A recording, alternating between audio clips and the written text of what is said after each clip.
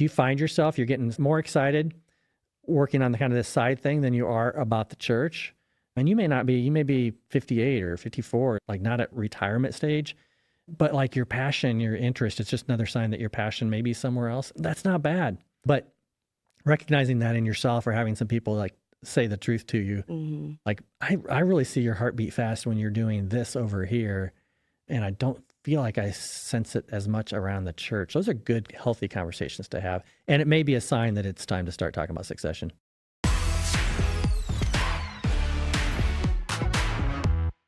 Welcome to episode 2 of the LeadingSmart podcast, where this season we are talking all about pastoral succession. And in this episode, we are going to unpack when is the right time to start talking about pastoral succession. Also, Tim, I feel like I've never said pastoral succession so much in my life. You're going to be saying it a lot this season. A lot this season. Oh my gosh. It just flows off the lips. One of the things I'm excited about on this episode is we actually have 7 talking points that we really want you to take away from this episode so that you can kind of do a self-assessment of, is it the time for you to start talking about succession? So let's just jump straight in, Tim. What is the first reason that we should start talking about succession? Yeah, so if your church was growing at one time, which every church was growing at one time, right? But if it's been a while, or if it's in decline or plateaued, it's been flatlined for a while, does not mean that you as a pastor are failing. Doesn't mean that anyone's doing anything wrong, but it could mean that it's time for a new leader, some infusion of new vision, some infusion of new leadership. And so I think that's a thing to think about. Yeah, that makes a lot of sense. The second one is when the congregation is growing older. This one I think is really relevant to where we are at this time in history, where we have, in the next 5 years, boomers are expected to be retired from the workforce. And there are a lot of boomers. That's why they're called baby boomers, because there are a lot of them. And there are less Gen Xers, a little bit more millennials, and quite a few Gen Zers. And so are you seeing congregations growing older across the board? Is this a common thing that churches are facing? Yeah, I don't know if I don't have any facts to back up what I'm about to say, but my experience is typically a congregation is 10 years younger to 10 years older than the pastor. And so you'll see a lot of like founding pastors, they start the church when they're 28 or they're 35, and it's a young church. Like you go there and it's, man, if you have gray hair or no hair like I do, you're like, I don't know if this is like, there's just a lot of young people here. But as that pastor, they're getting their 40s, they get in their 50s, they get in their 60s. They're not really talking illustrations in their sermons that much about the kids at home or whatever, because they're kind of nearing their retirement stage. And so you see naturally the congregation grow older. So often you get a second teaching pastor, or you get someone else who's 20 years younger or whatever, and you start to attract some younger families because they can identify that person feels relevant to their life stage. And you see a lot of churches that happens. Most recently, I was on the team at Willow Creek, and we had data there from surveys back 20 plus years, and you could just see about every year the congregation aged about a year with the previous pastor, and even during the interim. And then when the new pastor, Dave Dummett, was called, he was about 20 years younger or so than the previous pastor. And then we just began to do some things to really try to grow younger as a congregation, and you began to see that age start to come back down. And so, yes, it is, I think, a natural thing. And so I think it's something to pay attention to. Yeah. So the first thing you said was when the congregation starts to plateau or is in decline. The second one, when the congregation is growing older. This third one I think is really interesting because it's when the pastor has lost his or her passion or energy, which is not necessarily something to do with age. Those might not be the same thing. They may not be the same thing, but there is a little bit of age in that. I know, like, I'm 57, and I know I don't have as much energy as I did when I was 37. I think I still have a ton of passion. I'm almost 37, and I definitely don't have as much energy as I did when I was 27. That's because you just had a baby. That's true. Maybe that's something to do with it. Your energy's being, it's going out else. every single day. And I'm guessing when I'm 67, I won't have as much energy and maybe even start losing passion. I don't know. So I think it does tie a little bit to age, but not always. I think I've talked to pastors who are 40s or early 50s, and they're just like, maybe they started the church or maybe they've been in church for a long time, but they have some other dreams and other ideas and other things that are kind of clicking. And they've kind of lost their passion for either that church or for the local church. And so that's something to also tune into, because if that's true about you, you don't want to cheat the church. You don't want to cheat the people if really your heart, passion, or energy is not still there. Yeah. All right. Number 4 is staff turnover. We faced a lot of this during and a little bit after COVID, called the Great Resignation. I feel like I'm seeing it start a little bit more. I don't know if it's 2025 or it's the economy, but talk to us about what you mean when you say staff turnover. Yeah, we talked a little bit in the last episode about self-awareness and how difficult that is. I've heard it said that people at the top of the organization are the least likely to hear the truth. The information flows downhill, it doesn't flow uphill. I remember William always used to say the first day I became a CEO was the last day I heard the truth. Yeah. If you as a pastor, or if you're on a board, if you're seeing a lot of turnover of some of your key quality higher level staff, and you're like losing really good staff, and not just one in the last 10 years, but you're just seeing something's going on. There's probably something about your leadership. And it's hard to say that out loud or to admit it to yourself. And there's a lot of reasons why you might say, that's why this person left or this person left or this person left. But it could have something to do with your leadership capacity. Maybe you've lost your vision or your passion or your energy, and people are sensing that. And they want to be part of something that's exciting to be a part of. And so I think that's something to really pay attention to as well. Yeah. And that's actually a good segue to the next point, which is when the senior pastor is starting to have a passion or interest in something else. Yeah. So talk to us about what that looks like and when we can recognize that in ourselves. I think that's actually super healthy. I wrote about this last year. I think every pastor should have a side hustle, should have some kind, and that side hustle doesn't need to be you're making money. It can be like your side hustle is you just love global missions. And so you spend 2 weeks a year pouring into missionaries somewhere else. It could be photography. It can be you love hunting. I think that's really healthy, because it's unhealthy when our identity gets too much wrapped into. If it's 100% wrapped up into the local church, then we don't necessarily make good decisions for the church because we're just too wrapped up into it. When a pastor begins to have other interest, if you find yourself, you're getting more excited working on the kind of this side thing than you are about the church.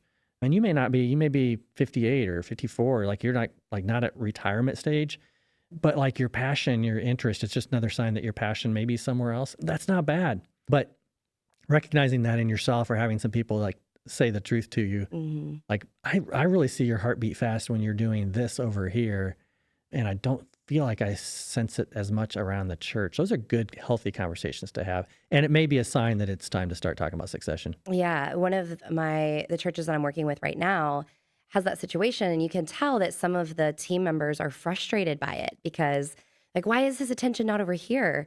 But what I've been working with the executive team on is recognizing how great that is, how healthy that is, and what a great opportunity that is as we prepare for that succession conversation in the next 5 to 10 years or so, to celebrate that and not feel frustrated or resentful about it, but to find a way to really support that. Right.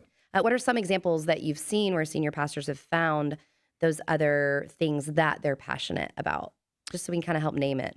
Yeah, this isn't private information. This is public, but Dave Dummett is just right now transitioning from Willow Creek, and Dave is a very close friend.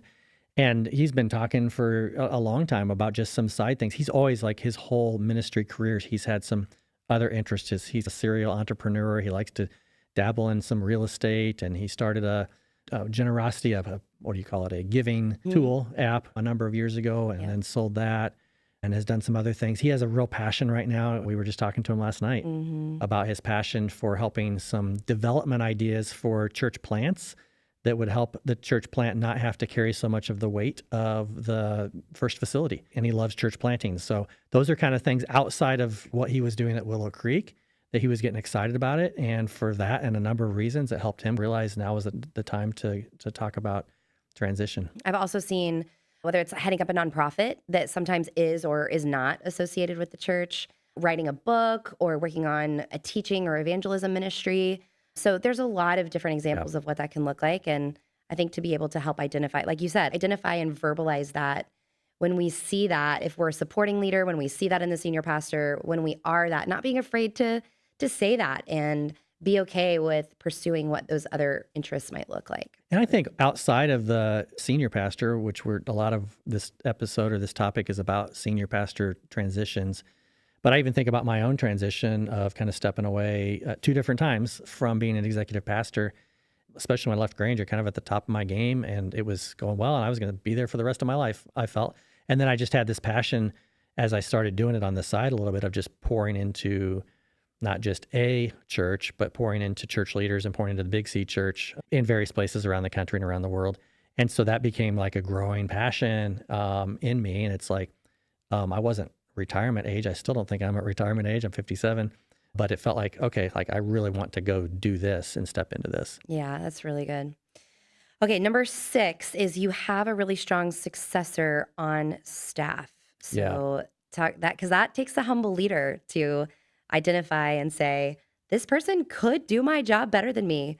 So what does that look like? And I'll tell you the bad side of that first. The negative side of it would be the fact that you had someone on staff and you're 58 or 60 and you're not ready to retire or to transition yet, but you have someone on staff. And then when you're 62 or 63 and you're finally like, okay, I think I can hand the baton to them, they've already left because they're ready. Like they're ready to lead. They have all of the gifts and skills. They don't have the experience you have, but they have all the gift set, the skill set, the communication gifts, the leadership gifts to lead. And I'm telling you what, other people notice that, other churches notice that, and there'll be people fishing off your dock, and they will be offering that person to be you can be a lead pastor now. You don't have to wait 5 years until your senior pastor might transition. And so I do think it takes a humble leader who is ready to have that conversation before they're ready to. I think about David Ashcraft at LCBC in Pennsylvania, and he had Jason Mitchell on his team, and he just identified the fact years ago. We were able to sit down and talk about this recently, years before, about 5 years before he actually transitioned, that Jason's probably the guy. He's going to be ready for this. And David was like, I wasn't necessarily ready to transition, but I knew for the church's sake that it was the right step and it was the right time. So when you have that person who has all of the gifts, I would be careful. We'll talk about this later when we talk about internal candidates. I'd be careful to bring it up to that person, because once you plant that idea of that person potentially being the next senior pastor, they're just thinking about being a senior pastor. I had one pastor I worked with in Pennsylvania, not David Ashcraft, a different pastor, this was years ago, who identified his successor. It was 14 years before he actually transitioned. Wow. So this guy was 26 or 27, and he told the guy, I see you as my successor, and then had this kind of 15-year transition plan. Way too long. Yeah. Way too long. And that's typically going to blow up on you. You're going to lose that person. It's just not going to go well with the timeline. So, but if you have someone on staff, they got all the wiring and all the gifting, and if you're 40, it's okay. You're probably going to equip this person for another church. Yeah. If you're 45, you're probably equipping and raising this person up, and they're going to be, they're going to be a great lead pastor somewhere else. But if you're 55 or 60 or 62, and transition's probably in the next 10 years for you, and you have someone now, I just think it's something to really think through, having that conversation. And that's actually a good point, because that's our 7th point, which is the age of the pastor. We just talked about how age doesn't necessarily dictate when it's time to succeed, but what does that look like for us when we're thinking about the right age to succeed? Yeah, and I don't think I can tell you what the number is. I do think there is a time when you become less effective, and you're probably not going to know that on your own. I'm working with a pastor right now who's 73 and has 3 times as much energy as I had when I was 27. A ton of energy. But people around you are going to know when you've lost your effectiveness. But you might also know as well. I worked with a pastor in Atlanta. I said, why now? Like, why not 5 years ago? And why not 5 years from now? And he said, Tim, I was 69. He said, for years, I've been saying I can't picture my church with a 70-year-old pastor. I don't think it's healthy for my church to have a 70-year-old pastor. He said, I have a lot of energy. I have a lot of ideas. There's more I would love to do here. But he started his succession when he was 69 and said, I feel like by the time I'm 70, someone else needs to be leading this church. Yeah. That's not obviously the number for everyone, but for some people it should be 58 or should be 62. I think you really should pay attention to that, because your congregation is going to begin aging, like we talked about earlier, and you're going to be less effective with those young families, young adults as you get older. Yeah, that's really good. Well, let's do a quick recap. So the 7 contributing reasons that should tell you that it might be time to start talking about succession. So the first is the church was growing at one time, but is now in decline. The second, the congregation's growing older. Third, the pastor has lost his or her passion or energy. The fourth, staff turnover. Fifth, the lead pastor has other things they want to do or pursue. The sixth one, you have a really strong successor. You said that earlier. Successor on staff. And then seven, the age of the pastor. But what's really interesting here, Tim, is I feel like these are seven really good indicators, but there's one thing. There's a bonus reason. There's a bonus, but wait, there's more. That's the most important. Most important. That's absolutely true. So the most important reason, like, you should be talking about succession now, honestly, I don't care if it's your first week, is because you're not going to live forever. Like, you're not immortal. Every pastor is an interim pastor. When I was at Willow, anytime I stood on stage and talked to our staff, I would say, all of us are interims. So we're building this thing for the future, for other people. No one here is going to still be leading in 100 years or probably even 60 years. So, like, we're all interims. And senior pastors, I actually think it's selfish to not be thinking about the future of the church past your leadership and to begin talking about it at the right time. And I mentioned earlier that Dave Dummett and I started talking about succession his first week there at Willow Creek. You're like a blip. And when you think about the future of your church, I don't care if it started 30 years ago and you were the founding pastor. When people look back in 40 years or 50 years or 80 years, you will have been a piece of the history of that church. But in order for it to thrive after you and to be effective after you, you need to be thinking about setting it up for success now. Yeah, it's a stewardship issue. It's a stewardship issue. Sure is. It really is. Thanks, Tim. You can find more of these points on leadingsmart.com. We'll have it all there. But before we leave each other today, I want to go into our Rant and Raves session. Yeah.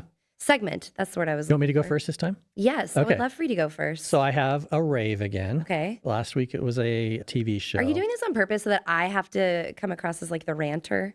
Oh, no. Like you get to be the raver? We'll be equal opportunity ravers and ranters over the course of the season. But so I lived in Texas. We worked together at Vanderbloemen for 7 years. Yeah. 6 or 7? 6 years I was there. You were there longer. And so lived in Houston for 6 years. I've been in the Midwest since then, and before that, my entire life. I love Tex-Mex. There is no better Tex-Mex than in Texas. It's true.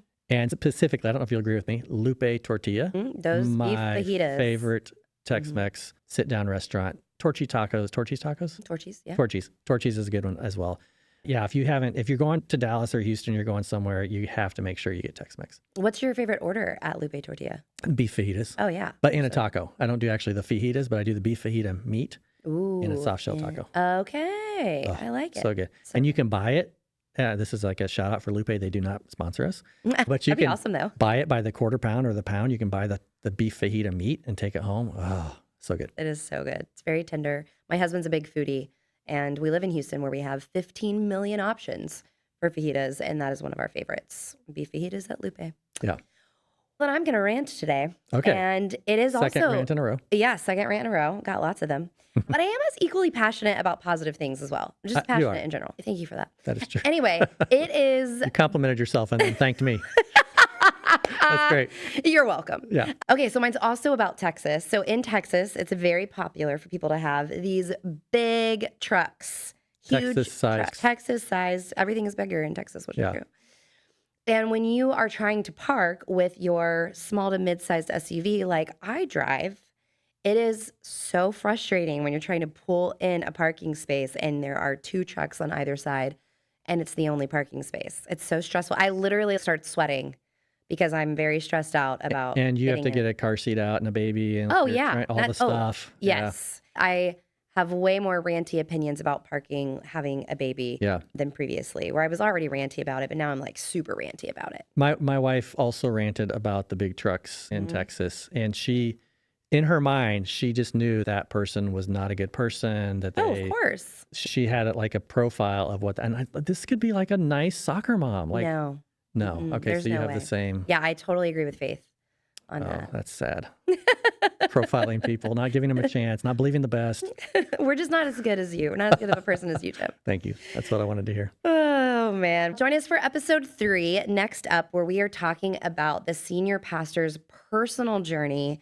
Get real vulnerable on that episode. So stay with us. Hey, everybody. Thanks for listening to today's episode. I wanted to invite you to download our Pastoral Succession ebook at LeadingSmart.com. We do a deep dive of all of the things that we've been talking about this season. And so you can download it for free at LeadingSmart.com and walk through it by yourself or your team or your board. So go to LeadingSmart.com to download the Pastoral Succession ebook today.